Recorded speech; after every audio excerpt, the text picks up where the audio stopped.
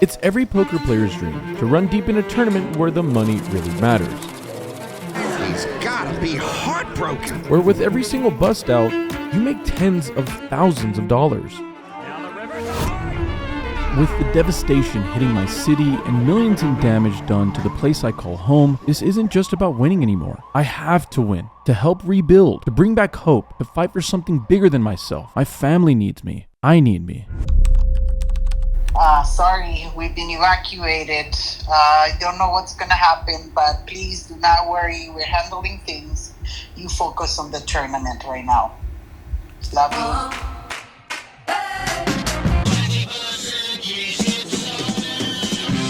Look, this is really important. Just before we get into day 2, there are going to be about 3 rules that I think we're definitely going to need to abide by to see any success. First one's important. Don't overplay ace-king. I think it's really important for us to find success in this tournament. We are going to need to practice some caution. Rule number 2, we need money. If we can get to 5 digits, it'll go a long way in helping out the family, and that's really what I'm working towards for today's day 2. And lastly but not least, rule 3 is really important. I don't want to look back at the end of this and think that I made a bunch of mistakes and be disappointed with my play. Alright, now with all of that laid out, I think we can do a really good job of finding some real success in this tournament with all that structure laid out. Talking about structure, the payout structures are right here. For every single payout that you see on your screen now, so there is a matching bounty that is hidden somewhere inside this beautiful lottery system that matches it. So the highest bounty we can win, it's also that of the first place prize pool, so it matches it. It's also 66,000. If we can knock some people out, stay aggressive, and give ourselves a real chance at drawing out some big bounties, that can go a really long way as well. All right, enough explaining. We've got a day 2 to attend. Let's do it.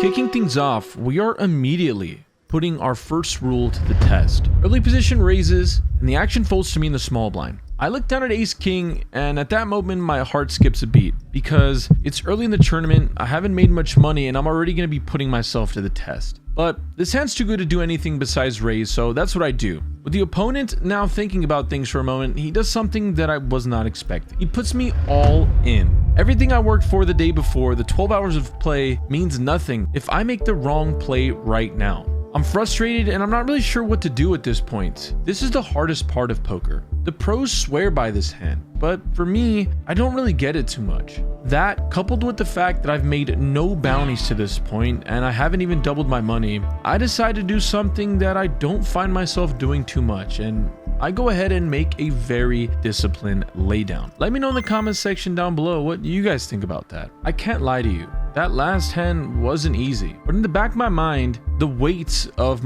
my family and with everything going on, I just didn't think it'd be a great idea, and I don't know if I'm scared money as much as just trying to be a little conscious of the situation and the opportunity that's presenting itself right in front of me. I'd rather be a little cautious and play things a little safe, and hopefully that pans out for me and works out to be better. But for now, we just keep on pressing forward. Since losing that first hand, we've been in a downward spiral. Nothing is working for us, and we've lost half of our stack already. The one good thing that we can look forward to is that a decent amount of the players have already busted, and luckily enough for me, we've ended up doubling our initial buy-in, which is pretty decent for us. And that leads us to this next hand. Action folds to me, and I can't believe it. I look down at a premium pocket pair, the ladies' pocket queens. I don't want to play this sneaky. I don't want to play this cute.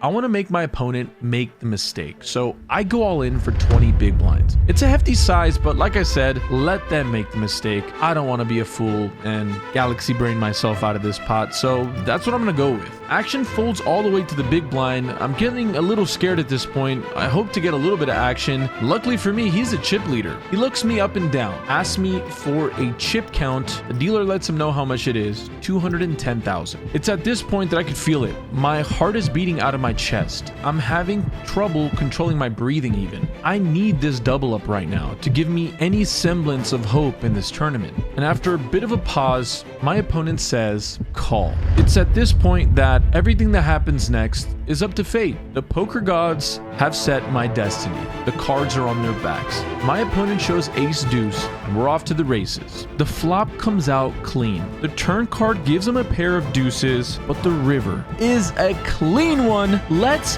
fucking go. I'm back, baby. Let's go. Honestly, that double up has done a lot to restore my confidence and hope in this tournament. I'm feeling like I got a bit of my swagger back. And luckily for me, that same opponent wants to play. He raises my big blind from the button, and I go ahead and defend with a premium king-queen. The flop doesn't give us much to work with, so I check it over to him. But luckily enough for us, he checks it back. The turn is still no hope. I consider bluffing at the pot, but decide he's too aggressive and it's going to be really hard to shake him. Once again, he checks it back for a second time. The plan is pretty simple. I'm going to bluff all rivers. I just kind of have to. But when the river's a king of hearts, we get bailed out. Now I have to decide if I want to let him hang himself or if I should do the betting myself. The one thing I remembered is that he's just so aggressive and there's no way that if I check for a third time, he won't try to bluff at it. So I lay the trap.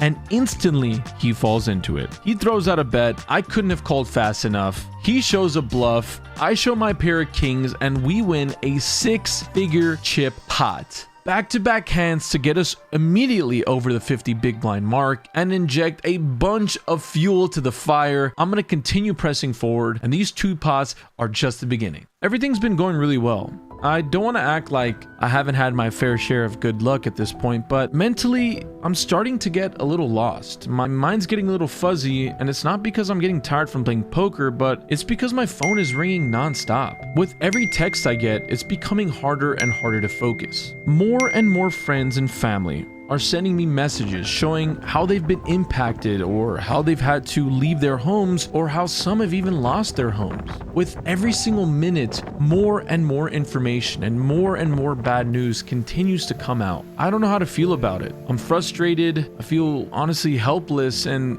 I don't know how to help. And I just don't know what to do. The fire is becoming more and more real, but the one thing my family continues to do is press me and push me to continue to stay locked in. They ask me to focus up and do my best to take care of the task that's in front of me. So I'm gonna do all I can do, and although I am halfway across the world, the best thing I could do for my family is to just lock in and find a way to win as much money as I can to help out. The one great thing is I've built a buffer. I've got like 50 big blinds, and if you guys play tournament poker, that's a lot of chips. So when the action folds to me and I look down at a suited ace, I'm gonna raise it. Only the big blind comes along, so we're heads up going to a flop that gives me no pair. But that's not gonna stop me from betting though. So when he checks it to me, I bet. The only problem is my opponent's a bit sticky and he's gonna make the call. I'm gonna need some help, and then the turn pairs the board. It's at this point that things start getting a little weird. My opponent decides to lead out on this card, and for a really small amount. I think about it for a bit, but with the gut shot and ace high, let's peel one more off, right? Let's make a call. A loose one at that. Hoping to hit our gut shot on the river or an ace, but neither one is set to come. River's a 9 of clubs, brings in that backdoor flush, and once again my opponent is betting, but this time to the tune of 120,000. I don't really understand what story he's trying to tell me. Does he have a backdoor flush of some sort? Or did he make trips on the turn and slow play it and wanted to fast play it when the flush came in on the river? I'm not really sure. Usually they say curiosity kills a cat, and this is an instance where that may be true. I don't know what story my opponent is trying to tell me, and it's not making sense. And when it doesn't make sense, it's usually a bluff. So I look down in my hand and oh my god, I have ace what am I doing? I have trips. I have ace 4. The lack of focus is clearly getting to me. I have trips, y'all. I can't believe it. I don't know what to do. I've completely butchered the hand, and none of this would have happened if I just paid attention. Well, my opponent only has about 100,000 chips behind, and I don't want to leave some chips behind if he happens to be betting with a worse value hand. There's still a chance he has maybe a king 4 or something like that, so I just put him all in because there's a small chance he's betting worse and he can call and I can win the bounty. But once again, I'm just not thinking too clearly. My opponent isn't very happy about the situation, but he makes a call as well. I announce trips with the ace kicker, and my opponent quickly shows jack 10 of clubs for a backdoor flush. Oh man, what am I doing? Frustration is starting to set in, and I can only blame myself. I have one job, and that's to lock in and be focused, to come home with the bag. I can't come home with the bag if I continuously make mistakes like this. I know better than that. My mom would not be impressed. And that's just a fact. After that debacle, I've left myself with practically no chips. But I've got to find a way to make that back. So when I look down at a suited hand, I go ahead and raise. Only the blind calls, so we're going 2 ways to a flop, and it's gin. Like, really gin. A pair, top pair, and a flush draw. I bet a small amount, and my opponent quickly raises me. Even if my opponent had flopped 2 pair, I'd still have a ton of equity to win the hand. Any 10, any queen, or any diamond most likely gives me the winner. So with that being considered, I decide to go all in. It's going to be hard to ever be drawing dead here. The only thing I can hope for is my opponent doesn't snap call, and if he does, hopefully we have him dominated. Yeah, our opponent doesn't snap call, but he calls pretty quickly. I'm a little scared, but after I show my hand, he shows a dominated hand. He has a 7-5 of diamonds, so he's drawing to a gut shot straight draw on a flush, but luckily we have those diamonds covered. He's only drawing to a straight, and that's only 4 outs. We're gonna have to pray and hope that that straight doesn't come. The turn card is a clean one time dealer. We need this so badly. The river card is pure, and just like that, we get another massive double up. This is so important. It's starting to feel like destiny. I don't know how else to describe it. This next hand starts on the river, so let's fast forward to this point. There's piles of chips in the middle, and I have a set versus the opponent that I gifted my chips to earlier. This is my redemption, my chance to strike. I'm going to apply max pressure and go all in, which is more than the size of the pot. I'd only ever do this with an absolute premium or 2 napkins destined for the trash can. The crock pot is on the stove, and my opponent is being pressure cooked for my dinner. He tanks for several minutes before he decides to make the call. We show our hand. He shows a queen 10. My set of 9s is good. We now have over 1 million chips in this tournament with less than 25 people in it. $66,000 for first place is only 25 individuals away. This feels like a dream. I don't know how else to explain it. This is unbelievable. Yo, what's up? How you doing? Oh, nice to meet you. Yeah, go ahead and You handle it, so I'm going to pay you guys. Okay, Karen, are you ready to pull the big one? Very ready. So I think I'm going to whatever's left.